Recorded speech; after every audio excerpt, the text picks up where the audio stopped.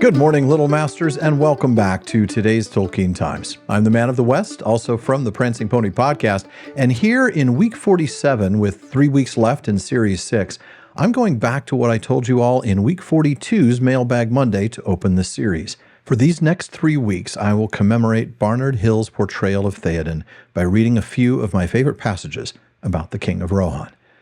I'm going to start with meeting him and seeing him go from an old man under Wormtongue's influence to a strong king seeking the counsel of wise Gandalf. Now the four companions went forward, past the clear wood fire burning upon the long hearth in the midst of the hall. Then they halted.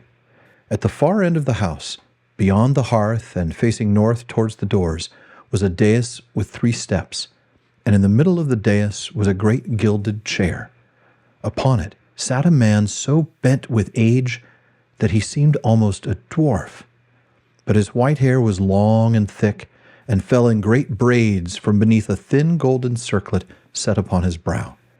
In the center, upon his forehead, shone a single white diamond. His beard was laid like snow upon his knees, but his eyes still burned with a bright light, glinting as he gazed at the strangers. Now after the initial greeting we read, "Slowly the old man rose to his feet, leaning heavily upon a short black staff with a handle of white bone. And now the strangers saw that, bent though he was still tall, and must in youth have been high and proud indeed." Now, let's move forward to after the confrontation with Wormtongue. "Now, Théoden, son of Thengel, will you hearken to me?" said Gandalf. "Do you ask for help?" He lifted his staff and pointed to a high window. There the darkness seemed to clear, and through the opening could be seen, high and far, a patch of shining sky. "Not all is dark. Take courage, Lord of the Mark, for better help you will not find. No counsel have I to give to those that despair, yet counsel I could give, and words I could speak to you. Will you hear them? They are not for all ears. I bid you come out before your doors and look abroad. Too long have you sat in shadows and trusted to twisted tales and crooked promptings." Slowly, Théoden left his chair. A faint light grew in the hall again. The woman hastened to the king's side, taking his arm, and with faltering steps the old man came down from the dais and paced softly through the hall. Wormtongue remained lying on the floor. They came to the doors, and Gandalf knocked. "Open!" he cried. "The Lord of the Mark comes forth." The doors rolled back, and a keen air came whistling in. A wind was blowing on the hill. "Send your guards down to the stairs' foot," said Gandalf. "And you, lady, leave him a while with me. I will care for him." "Go, Eowyn, sister-daughter," said the old king.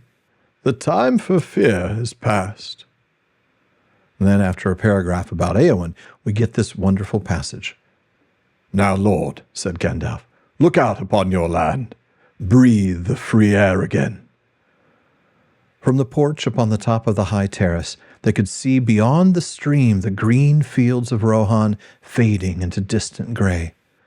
Curtains of wind-blown rain were slanting down.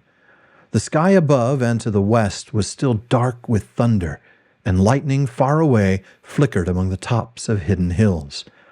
But the wind had shifted to the north, and already the storm that had come out of the east was receding, rolling away southward to the sea. Suddenly, through a rent in the clouds behind them, a shaft of sun stabbed down. The falling showers gleamed like silver, and far away the river glittered like a shimmering glass. "It is not so dark here," said Théoden. "No," said Gandalf, "nor does age lie so heavily on your shoulders as some would have you think. Cast aside your prop." From the king's hand, the black staff fell clattering on the stones. He drew himself up, slowly, as a man that is stiff from long bending over some dull toil. Now tall and straight he stood, and his eyes were blue as he looked into the opening sky. "Dark have been my dreams of late," he said, "but I feel as one new awakened. I would now that you had come before, Gandalf, for I fear that already you have come too late, only to see the last days of my house.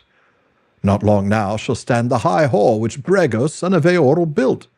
Fire shall devour the high seat. What is to be done? Much, said Gandalf, but first send for Éomer. Do I not guess rightly that you hold him prisoner by the counsel of Grima, of him that all save you name the Worm-tongue? It is true, said Théoden. He had rebelled against my commands, and threatened death to Grima in my hall. A man may love you, and yet not love Worm-tongue or his counsels, said Gandalf. That may be. I will do as you ask. Call Hama to me. Since he proved untrusty as a doorward, let him become an errand runner. The guilty shall bring the guilty to judgment, said Théoden, and his voice was grim, yet he looked at Gandalf and smiled, and as he did so, many lines of care were smoothed away and did not return. Then, after Gandalf brings Théoden up to speed, the king laments, Alas, that these evil days should be mine, and should come in my old age, instead of that peace which I have earned. Alas for Boromir the brave! The young perish, and the old linger, withering. He clutched his knees with his wrinkled hands. Your fingers would remember their old strength better, if they grasped a sword hilt, said Gandalf. Then Éomer comes and offers him his sword, and after Hama had freed him, and that's when we read this final bit. Slowly Théoden stretched forth his hand. As his fingers took the hilt, it seemed to the watchers that firmness and strength returned to his thin arm. Suddenly he lifted the blade and swung it shimmering and whistling in the air. Then he gave a great cry. His voice rang clear as he chanted in the tongue of Rohan a call to arms. Arise now! Arise, riders of Théoden! Dire deeds awake! Dark is it eastward! Let horse be bridled, horn be sounded! Forth, Eorlingus! The guards, thinking that they were summoned, sprang up the stair. They looked at their lord in amazement, and then as one man they drew their swords and laid them at his feet. Command us, they said. West of Théoden Hall, cried Éomer. It is a joy to us to see you return into your own. Never again shall it be said, Gandalf, that you come only with grief. Take back your sword, Éomer, sister's son, said the king. Go, Hama, and seek my own sword. Grima has it in his keeping. Bring him to me also. Now, Gandalf, you said that you had counsel to give, if I would hear it. What is your counsel? In the space of a few pages, he goes from a man so bent with age that he seemed almost a dwarf, to a king crying a call to arms so powerfully that his men draw their swords and lay them at his feet. Now, no disrespect to the film version, but there is no exorcism of Saruman's spirit.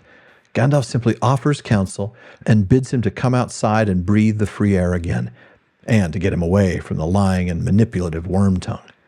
Théoden rescues himself here and begins a journey that, well, it will end in only 13 days on the Pelennor fields, but it turns his life around. Folks, thank you for joining me for this week's Third Age Thursday. Come back next week as I continue reading another passage about Théoden King. Check out patreon.com/Tolkien Times to learn how you can support the show, get an ad-free feed, join my content council to help me decide what to cover next series, get a bonus episode every week, and more. And then join me again tomorrow on today's Tolkien Times for more from the Lay of Lathian on First Age Friday. Now, if you're watching this on YouTube, please like and subscribe. Please follow or subscribe in your podcast apps and follow @Tolkien Times on all your social media. Finally, as Faramir says, go with the goodwill of all good men.